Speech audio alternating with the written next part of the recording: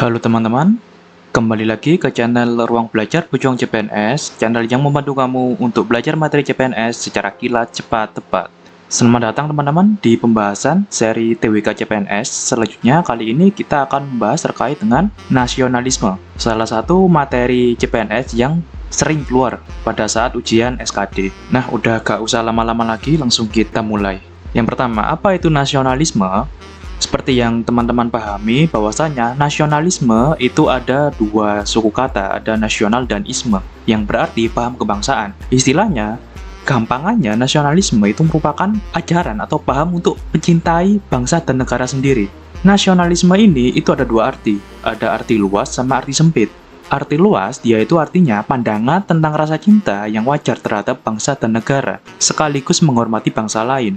Nah, mengapa di sana ada kata-kata yang wajar? Karena jika kita melihat nasionalisme dalam sudut pandang yang sempit, itu malah berubah arti, lebih ke sikap meninggikan bangsanya sendiri sekaligus tidak menghargai bangsa lain yang sebagaimana mestinya. Hal itu disebut dengan chauvinisme. Ada sikap atau paham chauvinisme yang lebih berbahaya, yang lebih ekstrim lagi, itu seperti fasisme yang pernah diterapkan oleh Nazi Jerman. Bahkan mereka kan prinsipnya itu ras mereka, ras Arya, suku bangsa mereka itu lebih tinggi daripada suku bangsa yang lain. Mereka meninggikan dirinya sendiri bahwa kita ini unggul, ras unggul daripada bangsa lain yang hanya kelas 2 atau kelas 3 warga dunia, begitu. Faktor pendorong nasionalisme di Indonesia, ini ada beberapa faktor, ada dua faktor terutama. Yang pertama faktor internal, kenangan kejayaan masa lalu pada masa kerajaan. Seperti yang kita tahu bahwasanya kerajaan di Indonesia itu sangat banyak dulunya dan tiap-tiap kerajaan itu saling berperang. Nah, bagaimana nasionalisme di sana? Yang pertama, itu terkait suatu rasa, suatu harga diri untuk mempertahankan kerajaan tersebut agar tidak runtuh. Yang kedua, bagaimana cara kita mempertahankan suatu kerajaan yang sudah besar seperti Majapahit atau Sriwijaya begitu agar tidak runtuh. Yang kedua, perasaan senasib saat penjajahan Belanda. Memang seluruh wilayah Indonesia secara bertahap itu dijajah oleh Belanda. Tentu hal ini akan memunculkan rasa ketidakpuasan, rasa persamaan nasib antar bangsa Indonesia, sehingga nasionalisme di sana pun muncul. Nasionalisme yang seperti apa? Rasa ingin bersatu untuk melawan penjajah, rasa ingin merdeka begitu. Yang ketiga, lahirnya kaum terpelajar dan lahirnya kelompok terpelajar Islam. Kaum terpelajar itu dipelopori oleh Budi Utomo yang dipimpin saat itu oleh Bapak Sutomo dan ada Dr. Wahidin Sudirohusodo. Ya, namanya ada organisasi Budi Utomo itu, mereka bergerak di bidang pendidikan, sosial, dan budaya. Mengapa organisasi tersebut didirikan? Karena pada saat itu pendidikan itu hanya dinikmati oleh kalangan atas seperti keluarga bangsawan ataupun kalangan di keluarga penjajah, sedangkan untuk rakyat kecil itu tidak sedikit pun menikmati pendidikan dalam meningkatkan taraf hidup mereka, sehingga organisasi Budi Utomo menjadi satu pelopor untuk menciptakan mindset, membuat suatu mindset pada rakyat-rakyat kecil agar mereka itu bisa menikmati pendidikan dan bisa mendorong rasa nasionalisme di Indonesia. Yang terakhir, lahir dan munculnya semangat persamaan derajat pada masyarakat Indonesia. Yang kedua, ada faktor eksternal. Faktor eksternal ini itu kebanyakan faktor dari luar negara. Itu ada pergerakan nasionalisme di berbagai negara. Itu kita bisa contoh bagaimana negara lain itu bisa merdeka, bagaimana negara lain proses mereka itu bisa merdeka dari pergerakan nasionalismenya. Kita bisa mencontoh dari sana, ternyata kita itu juga bisa loh, kita juga bisa merdeka seperti di negara-negara yang lain. Kita bisa bebas dari penindasan atau penjajahan dari Belanda begitu. Yang kedua, adanya politik etis dari Belanda. Jadi, meskipun ada keluarga bangsawan, hanya keluarga bangsawan yang menikmati pendidikan, tapi tidak menutup kemungkinan bahwa hasil-hasil cetakan dari Belanda ini, dari pendidikan Belanda ini, seperti Pak Soekarno ataupun Pak Muhammad Hatta, itu kan mereka juga pro ke Indonesia juga. Ilmu mereka yang didapatkan dari Belanda itu, yang dari luar negeri itu, kuliah itu dapat kembali lagi ke Indonesia untuk mendorong nasionalisme. Lalu, peristiwa Perang Dunia Pertama menyadarkan kaum terpelajar mengenai penentuan nasib bangsanya sendiri. Next, muncul dorongan untuk melawan penjajah karena perbedaan ideologi. Benar. Next, kemenangan Jepang atas Rusia. Kenapa kemenangan Jepang atas Rusia ini dia itu bisa menjadi faktor eksternalnya karena seperti yang kita tahu bahwa dunia dulu itu sangat condong sekali ke Eropa, baik dalam segi teknologi, pendidikan, sosial, dan budaya, sehingga Eropa dulu itu sebagai pusat dunia, seakan-akan sebagai pusat dunia. Jepang yang mewakili Asia, mereka itu memiliki suatu ambisi agar mereka itu bisa berdiri sejajar dikdaya dengan bangsa Eropa. Sehingga kemenangan Jepang atas Rusia itu membuktikan bahwasanya kita sebagai orang Asia itu bisa atau mampu mengalahkan mereka, mengalahkan bangsa Eropa. Nah, faktor-faktor seperti ini itu kadang muncul di soal-soal SKD. Mungkin teman-teman bisa membaca saja, tidak harus dihafalkan, karena yang paling banyak muncul itu lebih ke implementasi kalau masalah nasionalisme ini. Unsur-unsur pembentuk nasionalisme Indonesia ini ada 5. Yang pertama, kesatuan sejarah, itu terkait dengan perjalanan dari zaman Sriwijaya, Majapahit, Islam, VOC, dan Belanda begitu. Dan tentu ini juga dirasakan oleh semua rakyat Indonesia dari zaman-zaman tersebut, sehingga adanya perasaan senasib begitu. Kesatuan nasib, penderitaan penjajahan dan perjuangan merebut kemerdekaan. Next, kesatuan kebudayaan. Sesungguhnya masyarakat Indonesia itu meski dia itu kayak beragam suku bangsa, sejatinya mereka itu kan pernah interaksi dulunya sebelum menjadi suatu negara. Mereka pernah interaksi, mereka pernah berdagang, dan di sana secara tidak langsung ada pertukaran sosial budaya, sehingga budaya mereka itu bisa dibilang masih serumpun. Lalu ada kesatuan asas kerohanian, ada kesamaan cita-cita dan pandangan hidup, itu adanya suatu pergerakan atau pergolakan dari bangsa Indonesia sendiri untuk merdeka dari penjajahan begitu. Lalu ada kesatuan wilayah, karena memang wilayah Indonesia ini meskipun dia itu berpulau-pulau, tapi mereka ini ada suatu perasaan yang sama, bahwa mereka ini dari lahir sampai bekerja, lalu tua dan meninggal itu di wilayah Indonesia. Bahkan mereka juga mencari mata pencaharian itu di wilayah Indonesia, di wilayah yang sama, tumpah darah Indonesia begitu. Sehingga kelima unsur ini itu membentuk suatu nasionalisme yang ada di Indonesia. Lalu titik sejarah perkembangan nasionalisme yang ada di Indonesia itu ada 3. Yang pertama, kebangkitan nasional. Intinya, kebangkitan nasional itu awalnya langsung ke tahun 1908. Ada berdiri organisasi Budi Utomo yang telah saya jelaskan tadi, yang dia ingin memperbaiki taraf hidup dan taraf pendidikan masyarakat Indonesia kala itu. Lalu ada Sumpah Pemuda tahun 1928.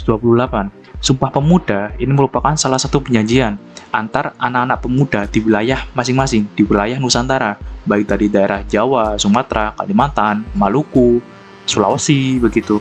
Mereka akan berkumpul di satu tempat dan mereka mengikrarkan bahwasanya mereka itu satu apa? Satu bangsa, satu tanah air, dan satu bahasa persatuan. Dan terakhir, itu ada proklamasi kemerdekaan tahun 45. Indonesia itu memberi pernyataan ke seluruh dunia bahwasanya bangsa mereka, negara mereka itu sudah merdeka, sudah berdaulat dan bersatu dalam wadah negara Republik Indonesia. Ketiga ini itu teman-teman jangan sampai lupa, karena ini merupakan suatu proses perkembangan nasionalisme dari kebangkitan nasional, Sumpah Pemuda, lalu ditutup dengan proklamasi kemerdekaan, sehingga terbentuk Negara Kesatuan Republik Indonesia. Bentuk nasionalisme. Untuk bentuk nasionalisme sendiri ini cukup teman-teman nice to know aja, cukup dibaca aja. Ada 6 bentuk. Yang pertama, nasionalisme kewarganegaraan. Ini terkait dengan keikutsertaan rakyat yang direfleksikan adanya perwakilan rakyat seperti DPR, DPD, begitu. Lalu ada nasionalisme etnis, itu semangat kebangsaan negara yang memiliki kebenaran politik dari budaya asal atau etnisnya, sehingga nasionalisme etnis ini itu akan menghasilkan nasionalisme romantik atau organik. Biasanya kalau suatu bangsa atau suatu negara itu kan ada budayanya masing-masing. Nah, itu yang tercermin, itu yang terekspresif karena ada etnis di sana. Lalu ada nasionalisme budaya, itu ada kebenaran politik yang berasal dari budaya bersama, bukan sifat keturunan.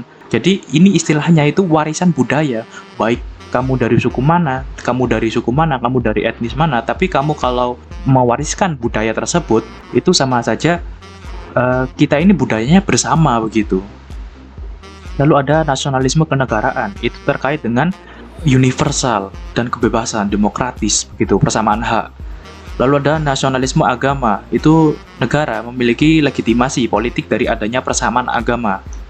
Nah, ada sikap yang bertentangan dengan nasionalisme, itu teman-teman wajib bisa bedakan, karena isme ini itu kadang tumpang tindih itu terkait dengan definisinya. Contoh, itu ada egoisme, itu kan gampangannya sikap mementingkan diri sendiri. Sikap kalau kita itu harus menang, harus lebih daripada orang lain. Ada rasa menang sendiri begitu, egois namanya. Lalu ada chauvinism, itu yang saya paparkan di awal terkait dengan ajaran cinta tanah air yang berlebihan begitu, memandang remeh bangsa lain dan mengunggulkan bangsanya sendiri. Istilahnya kita tidak boleh terlalu over proud terkait dengan keunggulan bangsa kita sendiri. Tiap bangsa, tiap negara itu ada keunggulannya masing-masing begitu. Ada plus minusnya masing-masing. Lalu ada ekstremisme, itu terkait dengan sikap keras mempertahankan pendirian dengan menghalalkan segala cara untuk mencapai tujuan pribadi. Ini bisa terkait dengan suatu ajaran yang dimana ada suatu idealisme yang muncul di dalam diri seseorang. Entah orang tersebut melihat suatu kejadian, peristiwa, atau doktrin ajaran tertentu, itu akan muncul ke dalam perilaku mereka. Misal, saya contohkan, kalau kita mencari uang, itu kan ada dua cara. Ada cara yang halal dan ada cara yang haram. Cara yang halal, kita itu harus bekerja secara ikhlas, baik seperti pedagang atau memberi pelayanan atau bekerja di kantor. Itu kan enak, di sana kayak ada akad, ada perjanjian antara dua pihak atau lebih, ada transaksi, ada barang, ada jasa yang kita bayarkan. Begitu. Itu mencari uang secara halal. Lalu ada mencari uang secara haram, entah itu korupsi, entah itu mencuri, suap begitu untuk mencapai tujuan pribadi. Dan ini itu bisa disebut dengan ekstremisme. Lalu ada terorisme. Ini tindakan sistematis yang bertujuan untuk menciptakan kepanikan, keresahan, dan suasana tidak aman dalam masyarakat. Terorisme ini banyak kejadian ya, terutama di Indonesia, entah itu kasus bom Bali, kasus bom gereja begitu. Lalu ada KKB, itu termasuk terorisme, karena kan tindakan sistematis kan itu artinya ada kepalanya, ada rencana operasinya, terus senjata-senjata apa yang mereka gunakan, terus sasarannya mereka itu seperti apa, tujuan mereka itu apa, dan hasil yang diharapkan oleh mereka itu bagaimana. Itu adalah terorisme. Mereka itu tindakannya sistematis, jadi tidak barbar begitu. Meskipun tindakan mereka terkesan barbar, tapi mereka itu bertindak secara terstruktur, ada kepalanya. Lalu ada primordialisme, itu sikap yang mementingkan daerah, suku, agama, ras, dan golongan sendiri. Seperti rasa alami manusia, sifat alami manusia. Sikap mementingkan daerah, suku, agama, ras, dan golongan sendiri. Begitu. Jadi ini lebih ke spesifik. Kalau kita ada kesamaan daerah, atau kesamaan suku, agama, ras, atau golongan, geng-geng begitu, kan kita ada rasa kuat begitu. Ada rasa kita bisa mengalahkan yang lain, padahal tidak seperti itu. Ada rasa kita itu lebih penting daripada yang lain, padahal juga tidak. Kita itu sama. Lalu ada separatisme, ini lebih ke pemisahan diri, gerakan untuk memisahkan diri dan mendirikan negara sendiri. Kalau ini jauh lebih parah. Ada separatis, separat artinya memisahkan begitu. Jadi teman-teman, kesimpulannya wajib dihafalkan ya kalau ini. Sikap-sikap seperti ini jangan sampai tertukar saja kalau saran saya. Nah, ini ada inti dari materi kita terkait dengan nasionalisme. Itu ada 4 jenis perbedaan dari nasionalisme, bela negara, patriotisme, dan cinta tanah air. Kalau nasionalisme itu kan kesetiaan yang tinggi terhadap kesatuan negara dan mencintai negara dengan mengutamakan kesamaan bahasa, wilayah, kebudayaan, dan cita-cita yang tercantum dalam identitas nasional. Identitas nasional itu banyak jenisnya, seperti penggunaan bahasa Indonesia, lalu ada menghormati dasar negara, Pancasila, penggunaan bendera merah putih, lalu menyanyikan lagu Indonesia Raya. Ini termasuk identitas nasional kita di kancah dunia, kancah global. Lalu ada bela negara. Bela negara ini merupakan suatu kesadaran berbangsa dan bernegara, tekad, sikap, dan perilaku warga negara yang dijiwai oleh kecintaannya kepada negara. Bela negara itu teman-teman tidak usah susah-susah menghafalkannya. Contoh, ada siswa nih, kan kita waktu siswa itu kan ada belajar terkait dengan PKN, terkait dengan Pancasila. Kita belajar subjek itu dengan sungguh-sungguh, itu sudah termasuk ke dalam bela negara. Atau contoh lain, seorang guru, dia mengajar di kelas, itu juga sudah termasuk bela negara, karena dia bela negara sesuai dengan profesinya sendiri. Dokter, dia bertugas mengobati pasien, itu sudah termasuk ke bela negara. Jadi tidak susah-susah menghafalkannya, begitu teman-teman. Lalu ada mengikuti suatu pelatihan terkait dengan komponen cadangan, Komcat, TNI, itu termasuk bela negara. Lalu mendaftar ke TNI dan berpartisipasi aktif dalam Tentara Nasional Republik Indonesia, patroli begitu, itu termasuk bela negara. Lalu ada patriotisme, itu sikap rela berkorban untuk negara, memiliki jiwa kepahlawanan, bersedia mengorbankan segala-galanya untuk kejayaan dan kemakmuran tanah airnya. Patriotisme itu merupakan salah satu titik tertinggi yang dimiliki oleh suatu warga negara, yang dimana ini itu benar-benar di luar kompetensinya. Saya contohkan, misal ya guru. Seperti yang kita tahu bahwasanya guru ini kan memiliki kompetensi, dia itu mengajar. Tapi ada guru yang dia itu bahkan sampai membangun sekolah-sekolah yang ada di daerah terpencil. Kan itu bukan kompetensinya, tapi dia ini memiliki sifat patriotisme. Seperti itu contohnya, mengorbankan segala-galanya. Lalu ada cinta tanah air. Kalau cinta tanah air, itu cara kita berpikir, bersikap, berbuat yang menunjukkan kecintaan kita terhadap tanah air dan kesetiaan terhadap bangsa Indonesia. Tanah air itu termasuk dalam wilayah kita, wilayah NKRI atau wilayah rumah kita deh. Wilayah rumah kita harus menjaganya sesuai dengan undang-undang. Kan itu sudah tercantum tuh dalam undang-undang, baik ada wilayahnya itu sesuai dengan surat hak milik, SHM atau HGB begitu. Dan kita juga bisa menggunakan atau bangga menggunakan produk Indonesia, itu juga termasuk cinta tanah air. Ini kita contohkan. Nasionalisme, itu kan ada identitas nasional di sana. Seorang guru tari menarikan tarian adat saat mengikuti lomba tari internasional. Tarian adat, poinnya di sana. Jadi kita itu memperkenalkan bahwa budaya kita itu ke internasional. Lalu yang kedua, seorang atlet mengibarkan bendera merah putih setelah memenangkan Olimpiade. Itu poinnya itu di bendera merah putih, mengibarkan bendera merah putih. Artinya di sana ada identitas nasional yang kita bisa lihat ke warga dunia, warga global begitu.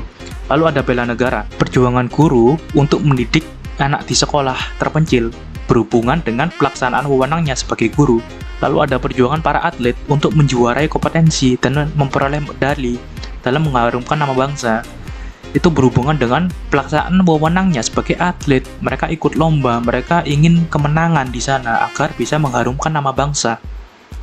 Lalu ada patriotisme, seorang guru rela berjuang melewati hutan dan sungai untuk bisa sampai ke sekolah pedalaman. Ini perjuangan yang gigih, dia itu benar-benar tinggi dalam penyusunan kalimatnya. Rela berjuang melewati hutan, habis hutan lalu ke sungai, gitu. Itu kan perjuangannya gak main-main begitu. Lalu ada yang kedua, seorang atlet mendirikan tempat latihan untuk mencari atlet muda dengan biayanya sendiri. Padahal secara wewenang, seorang atlet itu kan mereka wewenangnya kan kayak harus berlatih, harus ikut kompetisi dan memenangkan suatu olimpiade. Tapi atlet mendirikan tempat latihan, itu kan tidak kompetensinya. Harusnya yang mendirikan tempat pelatihan itu kan pemerintah di bawah kementerian yang dia itu di bidang olahraga begitu. Lalu yang terakhir, cinta tanah air. Seorang guru mengajak siswanya untuk bersama-sama membeli makanan buatan Indonesia. Istilahnya cintai produk buatan Indonesia. Seorang atlet menggunakan sepatu buatan Indonesia saat mengikuti kejuaraan olimpiade. Itu artinya kita bangga menggunakan sepatu buatan dalam negeri. Itu termasuk rasa cinta tanah air. Begitu ya untuk implementasinya, cukup mudah dipahami menurut saya. Ini cukup teman-teman pahami dan hafalkan karena ini suatu titik penting. Pasti keluar, yakin saya 100%, karena ini bisa dinalar. Ada poin-poin tertentu yang saya rangkumkan ya, saya rangkumkan lagi. Nasionalisme itu identitas nasional. Bela negara itu sesuai dengan profesi, kewenangannya. patriotisme itu di luar kompetensinya, di luar kewenangannya, ada perjuangan yang gigih. Cinta tanah air itu terkait dengan wilayah dan buatan produk dalam negeri. Udah itu saja. Cukup mudah bagi teman-teman sekalian untuk belajar lebih karena saya hanya mengkoordinir terkait dengan benang merahnya agar teman-teman bisa lebih mudah belajarnya. Baik teman-teman, kalau teman-teman ada masukan, saran, maupun pertanyaan, bisa tulis di kolom komentar. Insya Allah saya bisa jawab. Terima kasih atas perhatiannya teman-teman. Jangan lupa untuk follow RP Pucong CPNS dan subscribe YouTube Ruang Belajar Pucong CPNS. Jadi Ruang Belajar Pucong CPNS, belajar CPNS, kilat, cepat, tepat. Terima kasih atas perhatiannya. Wassalamualaikum warahmatullahi wabarakatuh.